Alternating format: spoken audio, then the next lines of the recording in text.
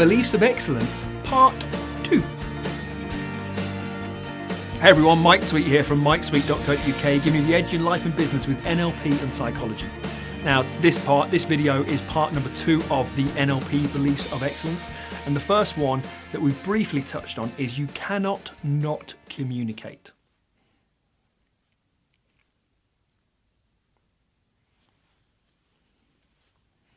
See, even with me now not communicating verbally, there is something that I'm communicating to you or you are reading. You see, regardless of how, whether you speak or not, your physiology, your motor movements, the way your body language all communicate. So think about that one. You cannot not communicate.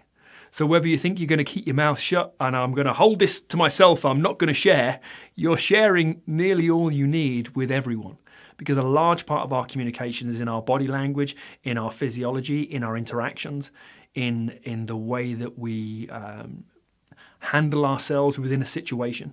So remember that, whether you're opening your mouth or not, you cannot not communicate. Okay, the meaning of the communication is the response that you get. Now think about this from taking full ownership, full accountability and full responsibility for any interaction that you go into. The meaning of the communication is the response you get. Now think about a time when you've been talking to someone and they go, no, that's wrong. And then you got your head in your hands saying, that wasn't what I meant. And then it seems too late. The conversation's gone off. So how did you used to deal with that? Were you thinking they've got it wrong? Or were you thinking, I've got it wrong? They've got the wrong interpretation of the communication that I was trying to convey. You see, when you understand and when you take on that belief, the meaning of the communication is in the response that you get, then you take full ownership of every interaction. So that puts a lot of pressure on you, but it also puts all the control with you. So you can begin to judge. Now you can begin to assess how the communication is being understood, how it's being absorbed by someone else. And remember the last one, you cannot not communicate. So even if someone isn't saying directly they don't understand or they're not with you or they don't agree or whatever it might be, perhaps the communication that you can begin to read from is nonverbal because they cannot not communicate. And then you can adjust and you can flex your style within that. There is a positive intention behind every behaviour.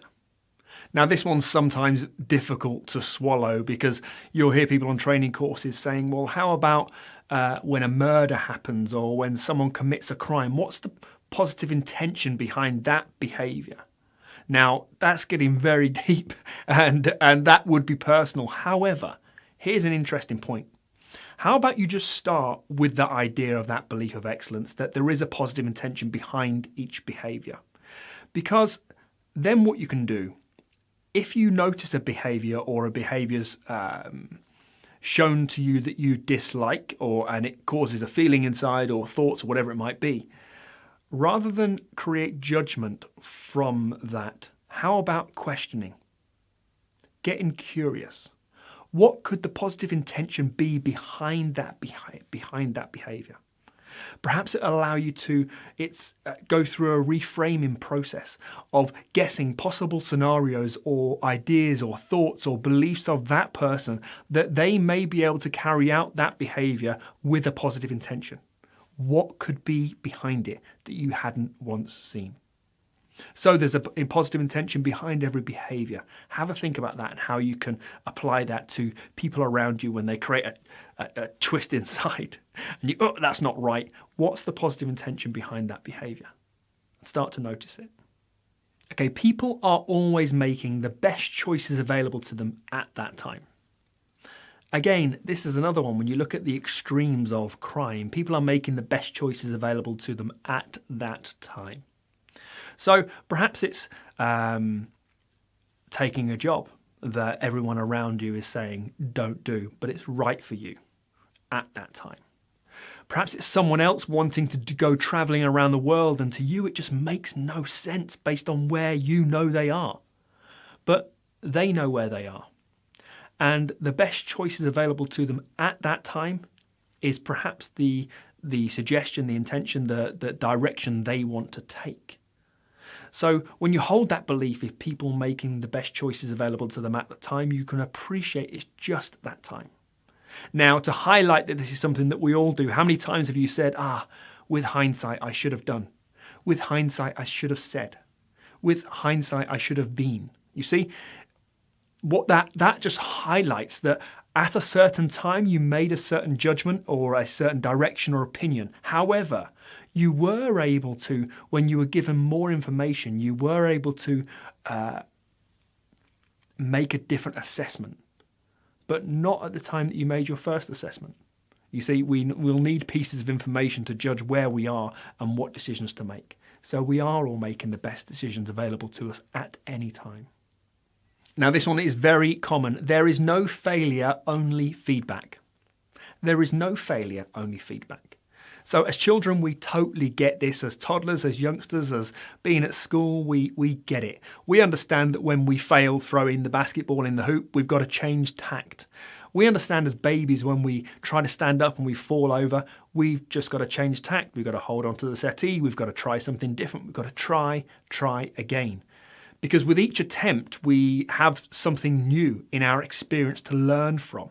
That feedback allows us to recalibrate, to change direction, to add something to our repertoire to hopefully begin to get it right. Now, I know that there's the old saying that Edison took over 1,000 times to make a light bulb, and actually he didn't fail. He just found 1,000 odd ways not to achieve it. And it's very similar. But think about that when we become adults. How many things that you go, I can't do that, that's not for me. And are you saying that because you're afraid of failure? Or why don't you want to have a go at doing that? You know, it's a really interesting concept that as we grow, we don't want to fail. But if you don't see it as a failure, if you just see it as an attempt at success, then perhaps that can allow you to keep going. So really think about that with all failures or all things that you're trying, whether it's trying to draw, trying to learn the guitar, trying to change your job, change your career, change your marriage, change your life. To get it right first go is a tough ask, and it's probably not going to happen. But it's not failure, it's a step in the right direction, and it's feedback. And the last one of the beliefs of excellence that I'm going to share is we have all of the resources that we need. Now, this for me, I remember when I first heard it on an NLP training course, and my trainer mentioned we have all the resources we need, and Loudmouth distinctly remember saying, but we don't. And he said to me, what do you mean, Mike, we don't? It's a belief of excellence, you don't need to hold on to it, but explain to me what you mean. And at that time I said to him, well, if we had all of the resources that we needed, why am I on this training course? I'm here to learn some new resources and new skills. To which he replied, and I understand that, and you knew that you needed to re-upskill or learn something new, did you, Mike? I said, yes, I did. He said, well, you had the resources to know that you wanted more information. I said, okay. And he said, and then you had all the resources you needed to book a course, find a course, travel to a course, learn the material that you need to learn. So you have all of the resources that you need. Perhaps in many cases, it's you have all the resources you need to gain more resources to get what it is you want. But ultimately, you have all the resources you need. And then something came to me regarding the old film back from the 80s, My Left Foot. I can't remember it much, but there was the man in it had a one foot that he painted with and he could barely communicate. But he had all of the resources that he needed to be able to communicate, to be able to articulate and do what he needed to in a very different way. But when you believe you have all the resources you need, you can begin to become more resourceful. And perhaps it's stacks of resources that you need to get what you want. But you have all the resources that you need. So I hope you've enjoyed this video on the NLP beliefs of excellence, and always remember the only way to learn this stuff is by experience. So please do practice, please do take little pieces on board and really begin to use it, because reading, watching, listening, just not going to cut the mustard. And if you want to head over to mikesweet.co.uk/free NLP, pop in your email details, and for 30 days you'll be sent a blog post, a video and some instruction of how you can begin to apply NLP in your life. Until next time, bye for now.